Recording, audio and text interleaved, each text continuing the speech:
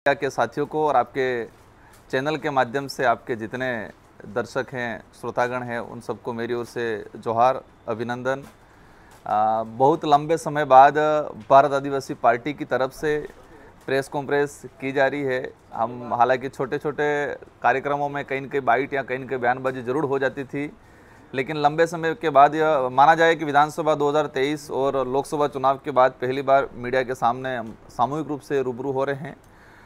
रूबरू होने का मुख्य वजह ये रहा कि जिस तरह से पूरे राजस्थान के अंदर विधानसभा चुनाव से पहले भाजपा ने माहौल बनाया था कि डबल इंजन की सरकार बनाएंगे और डबल इंजन की सरकार में सारे काम फटाफट होंगे, विकास तेज़ी से दौड़ेगा, एक गति पकड़ेगा, इस तरह से एक माहौल बनाया था।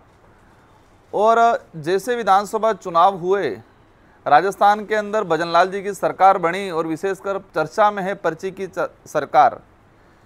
लेकिन सरकार जिस दिन से बनी है उस दिन से सरकार को या सरकार चलाने वालों को समझ में नहीं आ रहा है कि ये हम किस पद पे बैठ गए हैं, इस पद का निर्वहन कैसे करना है। ना तो मुख्यमंत्री जी को समझ में आ रहा है, ना ही उनके जो मिनिस्टर हैं, इन मिनिस्टरों को भी समझ में नहीं आ रहा है कि हम कौन हैं, हमें क्या करना चाहिए। वहीं से हम सीधा हमारे शेड्यूल एरिया पे आ जाते हैं और शेड्यूल एरिया में हमारे 2 मिनिस्टर बनाए हैं, टीएडी मिनिस्टर बनाए हैं और एक राजस्व मंत्री बनाए हैं। अच्छी बात है कि आदिवासी इलाके से 2 मंत्रियों को बनाया है। हमें भी आशा थी, भले हम विपक्ष में थे, लेकिन इस क्षेत्र को लेके कुछ अच्छा काम करेंगे। लेकिन आज ये 8-10 महीने होने आ गए और जिस तरह से उनका जो रवैया रहा है, उनके डिपार्टमेंट के मंत्री कम नज़र आते हैं। ये एज ए पार्टी के प्रवक्ता या पार्टी के कार्यकर्ता के रूप में ज़्यादा काम कर रहे हैं। उनके डिपार्टमेंट में क्या हो रहा है उनको कोई पता नहीं है। एज ए पार्टी पर प्रचारक के रूप में वर्तमान में काम कर रहे हैं और डिपार्टमेंट के अंदर अधिकारी वर्ग एक चूहे की तरह पूरे डिपार्टमेंट को करतने का काम कर रहे हैं। लेटेस्ट एक न्यूज़ आई थी टीएडी डिपार्टमेंट के अंदर, जिस तरह से सामग्री का बंटवारा हो रहा है। आज टीएडी डिपार्टमेंट के अंदर छात्रावासों के अंदर हमारे आदिवासी समुदाय के बच्चे पढ़ रहे हैं और उनको घटिया सामग्री का जो वितरण किया जा रहा है। छात्रावासों में जैसे असुरक्षा बढ़ रही है, हॉस्टल वार्डन जितने भी थे, टीएडी एक मिनिस्टर साहब ने राजस्थान विधानसभा की गरिमा को तार तार किया है। आप सबकी जानकारी में होगा, मैं विधायक था, 2023 में दोबारा चुन के गया। मैंने विधानसभा में क्वेश्चन लगाया था कि टीएडी का कैडर बन रहा है, उस कैडर का क्या हुआ। टीएडी का नॉर्म्स है, सर्कुलर है कि 5 साल से 3 साल से अधिक कोई भी वार्डन नहीं रह सकता है। मैंने क्वेश्चन लगाया था, मंत्री जी ने जवाब दिया विधानसभा के अंदर कि हाँ बिल्कुल, टीएडी के अंदर 3 साल से जितने पुराने वार्डन हैं सारों को सारों हटा दिया जाएगा। मंत्री जी का विधानसभा के अंदर जवाब है ये। सेकंड, उन्होंने कहा था कि 2 से 3 महीनों में कैडर को पूरा कर दिया जाएगा। कैडर की प्रक्रिया चल रही है और इस कैडर का निर्माण जल्दी किया जाएगा ताकि टीएडी की अलग से वैकेंसी जारी करके भर्ती की जाएगी। एक राजस्थान की विधानसभा, एक सबसे सर्वोच्च, हमारा राज्य का सर्वोच्च सदन के अंदर एक मिनिस्टर एक संवैधानिक पद पे संवैधानिक सभा में ये झूठ बोले हैं कि 3 साल से ऊपर जितने वार्डन थे उनको हटा दिया जाएगा। लेकिन अभी तक कुछ नहीं है। सारों को एक नोटिस दिया गया, फिर दुकान लगाई गई डूंगरपुर जिले में किसी मंत्री, पूर्व मंत्री के घर पे, और दुकान लगाई, वहाँ सारे वार्डनों की लाइन लगी और लाइन लगने के बाद लिफाफे पहुंचे और अब सारा मामला ठंडे बस्ते में चल रहा है। और जो वार्डन, कई वार्डन ऐसे हैं जहाँ डिपार्टमेंट का आदेश ही नहीं है और उस हॉस्टल में जाके वार्डनगिरी कर रहे हैं। मतलब कोई आदेश नहीं है, बिना आदेश के ऐसे वार्डन बन के बैठे हुए हैं आज। मतलब एक ठेके पे डिपार्टमेंट और छात्रावास को ठेके पे देने का काम वर्तमान टीएडी मंत्री जी ने कहा है। एक सोचने वाली बात यह है कि वर्तमान राजस्थान और शेड्यूल एरिया में विशेषकर शिक्षा के क्षेत्र में हालत खराब है, चिकित्सा सुविधा बिल्कुल चरम पे है, बेरोजगारी चरम पे है। पिछले 10 महीनों के अंदर सरकार ने किसी भी विशेष भर्ती या नियुक्ति अभी तक नहीं कराई है, पूर्ण नहीं कराई है और बेरोजगारी बढ़ रही है बहुत तेजी से। सड़क सुविधा को लेके हर प्रकार की जो सुख सुविधा है उस पर किसी प्रकार का काम नहीं हो रहा है। लेकिन उन लोगों की एक चाल है कि इन सारे मूलभूत मुद्दों से भटकाना है तो वो सीधा धर्म पे और इतिहास पे आ जाते हैं। हमें जहाँ तक लगता है कि टीएडी मिनिस्टर और साथ ही हमारे उदयपुर के सांसद माननीय मन्नालाल जी, इन दोनों को आदिवासियों का इतिहास और आदिवासियों के हक अधिकार खत्म करने के लिए बनाया है, ऐसा महसूस हो रहा है। वो दोनों रेगुलर आदिवासियों के इतिहास और उनके हक अधिकार पे हमेशा कहीं न कहीं कटाक्ष करते आ रहे हैं। तो पार्टी की तरफ से उनको डेप्यूट कर रखा है कि आप आदिवासियों के हक अधिकार और आदिवासियों के इतिहास पे बार बार वार करो ताकि ये इतिहास खत्म हो जाए। देखो, इस देश की आज़ादी में हर समुदाय का योगदान रहा है। इस देश में जितने आक्रमणकारी आए वो हर धर्म, हर व्यक्ति, हर समुदाय का व्यक्ति लड़ा है। उस समय कौन किस जाति का है, कौन किस धर्म का है, उस आधार पे युद्ध में नहीं जाते थे। एक अंदर राष्ट्र भावना थी और लोग इस देश के लिए लड़ते थे, मर मिटते थे। लेकिन जिस तरह से मानगढ़ का इतिहास, आदिवासियों का इतिहास, उसमें स्पष्ट लिख रखा है। गोविंद गुरु महाराज को जब गुजरात कोर्ट में अंग्रेजों ने पेश किया तो उस कोर्ट का जजमेंट है, उस जजमेंट में स्पष्ट लिख रहा कि बिलराज कायम करने के लिए ये आंदोलन छेड़ा जा रहा था भक्ति के माध्यम से। तो मन्नालाल जी का न तो इस डूंगरपुर बांसवाड़ा से लेना देना है, न ही उस भक्ति से लेना देना है, और न ही यहाँ का इतिहास जान रहे हैं। लेकिन किसी के इशारे पे ये लोग कहीं न कहीं धीरे धीरे हमारा इतिहास को खत्म करने का काम कर रहे हैं, उनके पार्टी आलाकमान को खुश करने के लिए। राणा पूजा भील की जयंती कल हुई, पूरे देश में धूमधाम से मनाई, आदिवासी समुदाय ने भी मनाया, अन्य ने भी मनाया। लेकिन जिस तरह से टीएडी मंत्री का कल विवादित बयान आया है, उन्होंने कहा है कि राणा पूजा भील नहीं थे, वो सोलंकी राजपूत वंश से थे। एक इतिहास को खत्म करने का काम कर रहे हैं। सबको पता है ऐतिहासिक पृष्ठभूमि के आधार पे उनके वंशज भी हैं, लेकिन जिस तरह से मॉडिफाई करके किसी विशेष संगठन के द्वारा उनको पोषित किया जाता है मानसिक रूप से, और वो ऐसे बयानबाजी करते हैं क्योंकि उनको वोट बैंक का डर है, उनको राजनीति का डर है।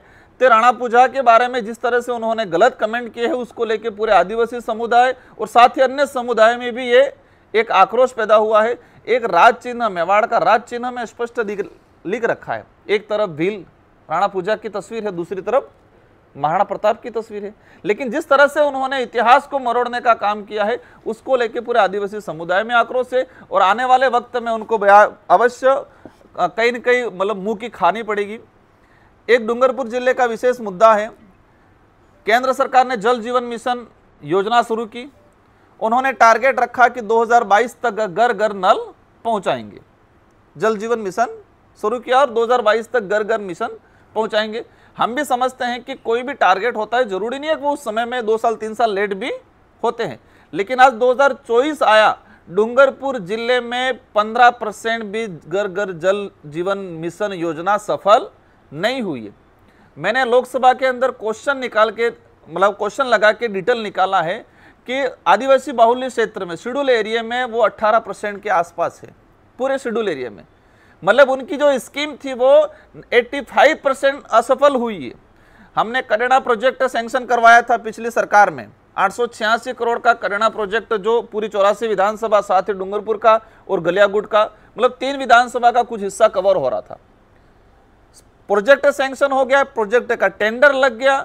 टेंडर लगने के बाद सरकार बदली और सरकार ने इस प्रोजेक्ट पे आज रोक लगा दी है। एक तरफ कह रही है घर घर जल जीवन मिशन पहुंचाएंगे, अभी दोबारा टेंडर लगा, टेंडर ओपन नहीं कर रही है गवर्नमेंट।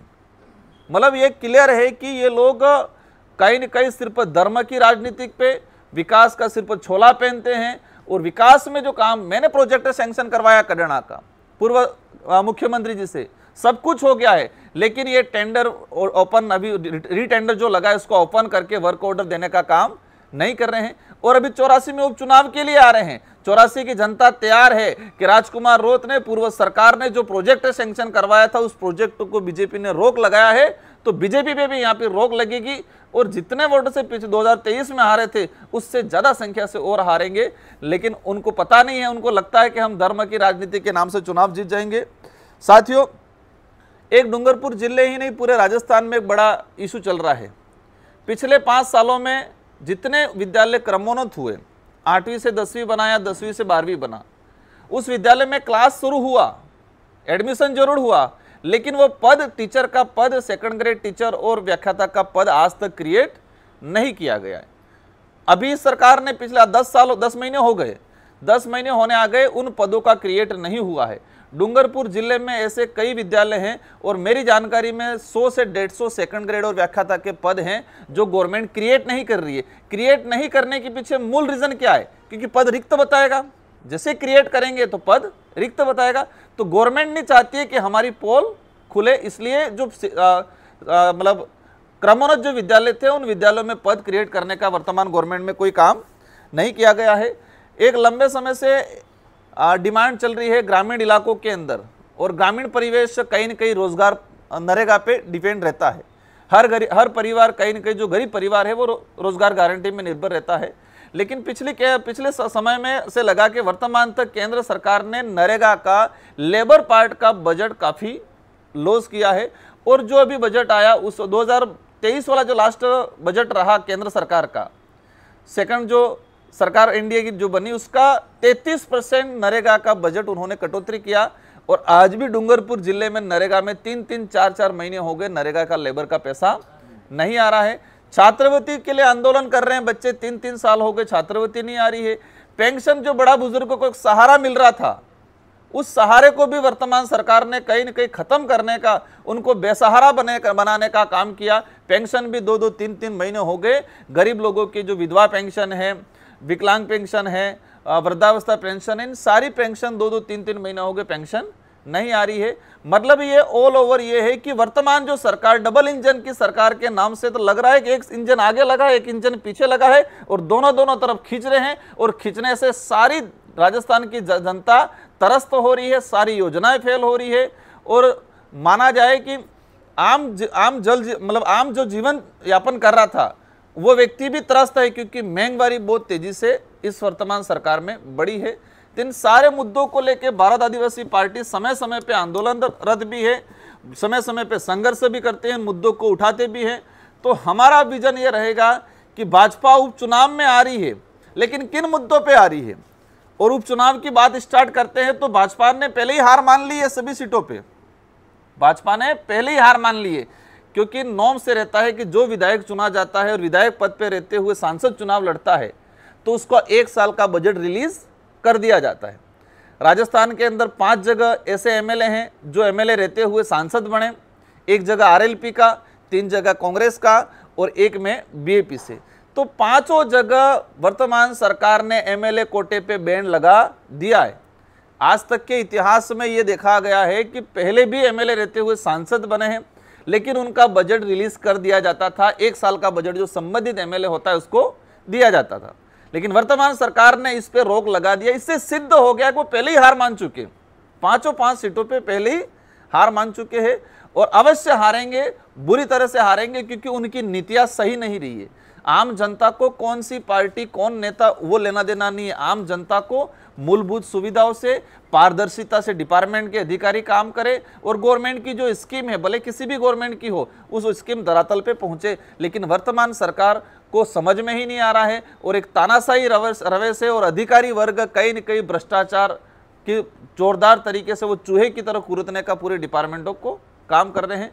इन समस्त मुद्दों को लेकर भारत आदिवासी पार्टी के हमारे राष्ट्रीय सदस्य भाई विधायक जी और जिला अध्यक्ष जी, हम सब ने मिलकर प्रेस कॉन्फ्रेंस का आयोजन किया था, और हमने आपके माध्यम से मैसेज पहुंचाना चाह रहे हैं कि विधानसभा उपचुनावों में अगर आना है तो वास्तविक आपकी गलतियां जो है उसको स्वीकार करें, और जिस तरह से डिपार्टमेंट में डूंगरपुर जिले, बांसवाड़ा जिलों में जो भ्रष्टाचार हो रहा है उसको रोके, और गलती स्वीकार करके आए तो जनता कहीं न कहीं थोड़ा बहुत स्वीकार करेगी। बाकी बहुत बुरी तरह से ये लोग हारने वाले हैं। ज़्यादा हो गया।